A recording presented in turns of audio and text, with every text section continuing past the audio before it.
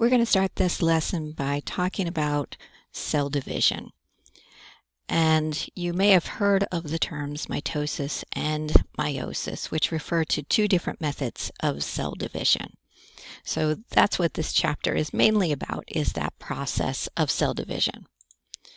So we're going to talk about the major stages of the cell cycle.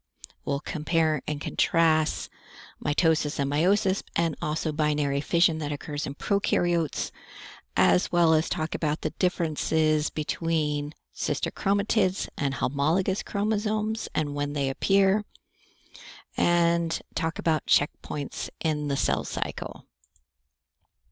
So let's talk about the cell cycle first. So the cell cycle refers to basically the events that make up the life of the cell.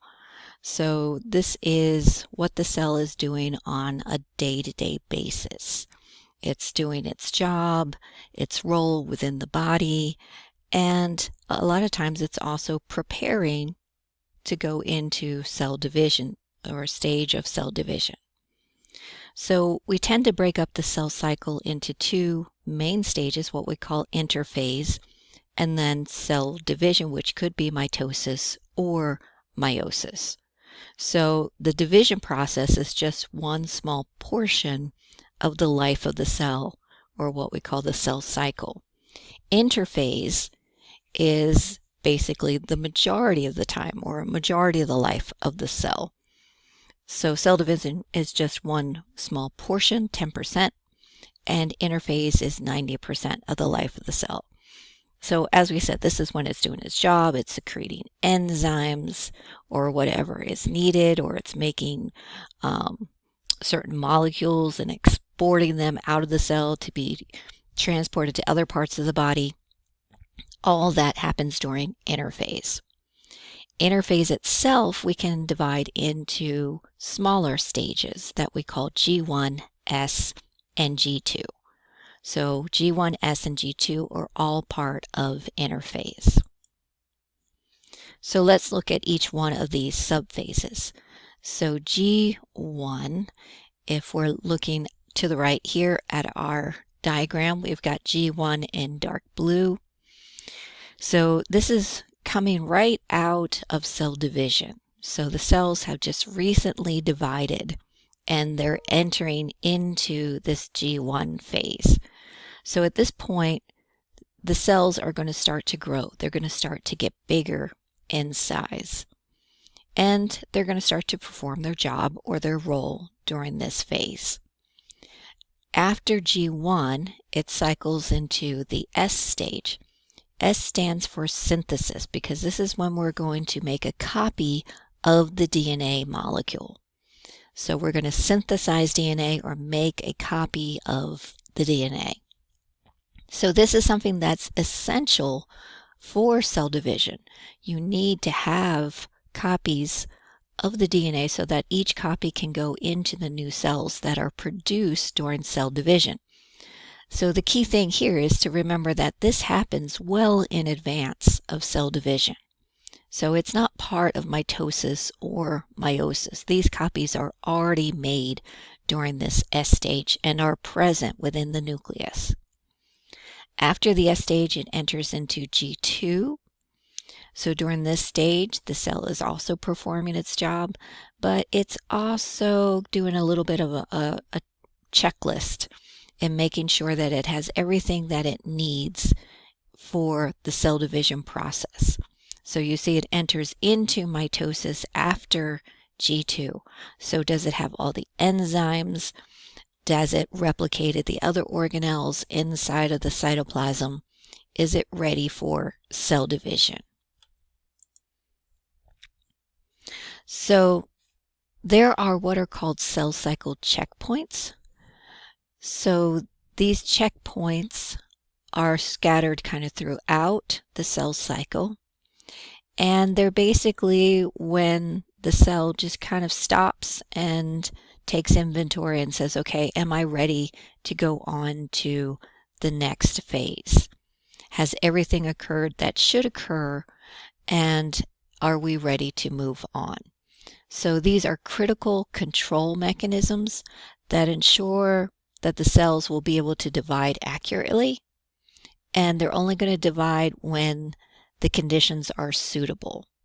So these checkpoints primarily are found in G1, as you see here in the diagram.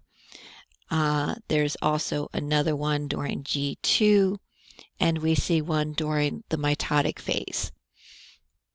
So we're basically kind of monitoring the DNA. Has the DNA been replicated properly? Has all the DNA been replicated? Are the chromosomes properly aligned during mitosis? So this spindle checkpoint, this will make a little bit more sense as we get into it, but is basically referring to the fact that all the chromosomes are lined up and are attached to spindle fibers.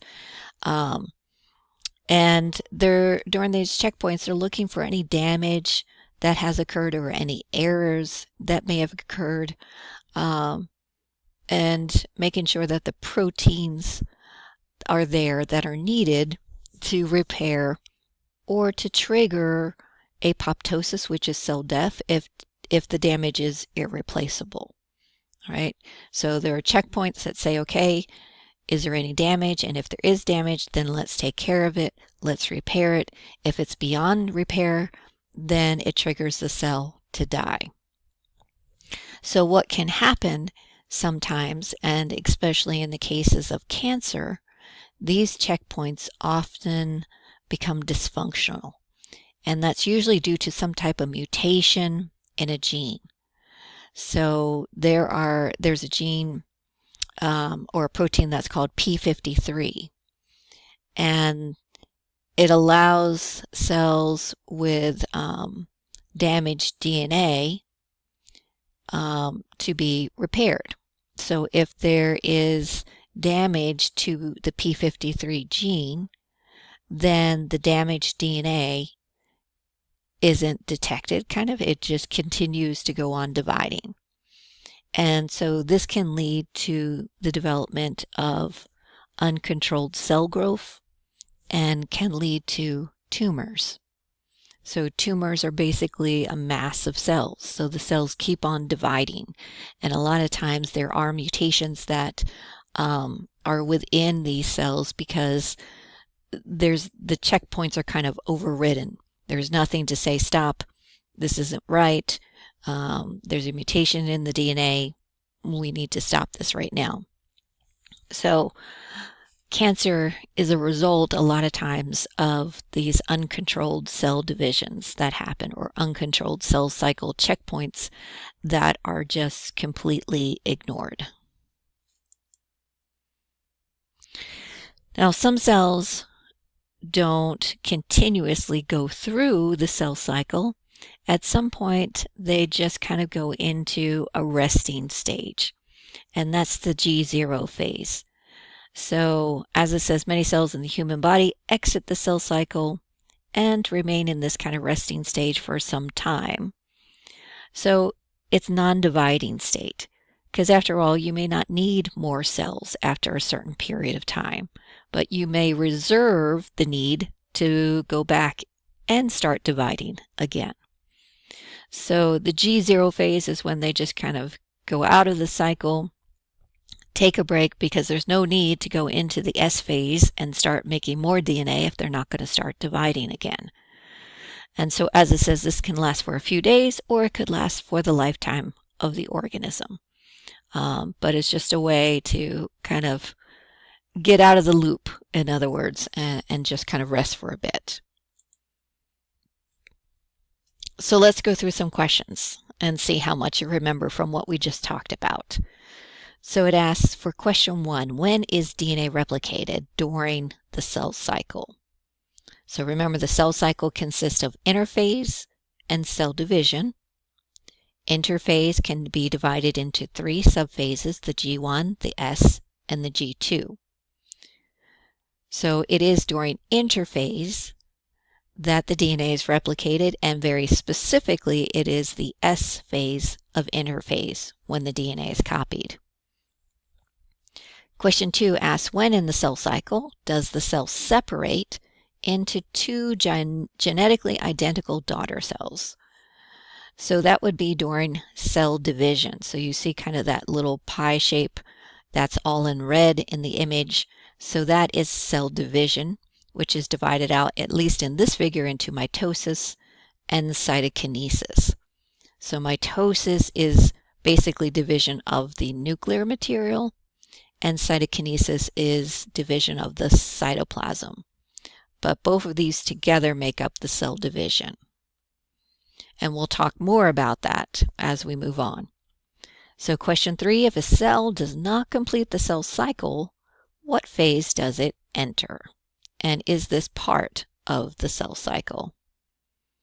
So the G0 is what we were just talking about. So if it does not need to complete the cell cycle, it will enter into the G0, which is not part of the cell cycle.